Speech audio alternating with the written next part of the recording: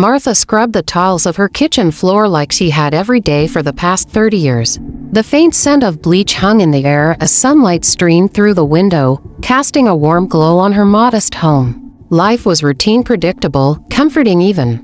But lately, Martha felt a strange tug in her chest, an inexplicable sense that something was off. It began with little things, the clock hands spinning backward one morning, a carton of milk that refilled itself overnight, and neighbors repeating the same conversations word for word. One evening, while wiping a stubborn stain, Martha noticed a small, hairline crack in the corner towel. The crack seemed insignificant, but every time she looked at it, it felt deeper, darker. Curiosity gnawed at her, and she started picking at it with a butter knife. To her shock, the tile crumbled, revealing not wood or concrete beneath, but wires and flickering circuits.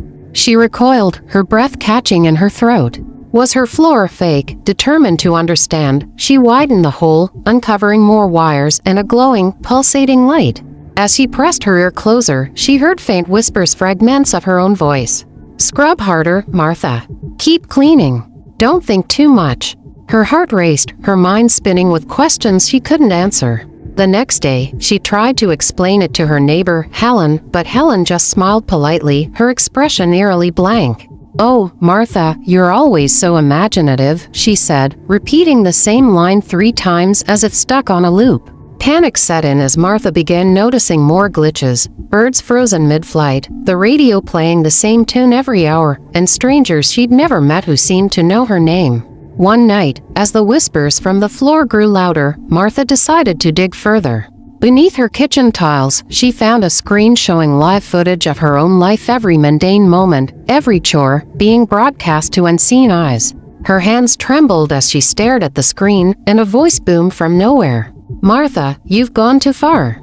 The walls of her kitchen began to flicker, the cheerful wallpaper dissolving into endless grids of numbers and data. She screamed as the house began collapsing in on itself, reality folding like paper. The last thing she saw was her reflection in a mirror, but it wasn't her. It was someone else, someone watching her from behind glass.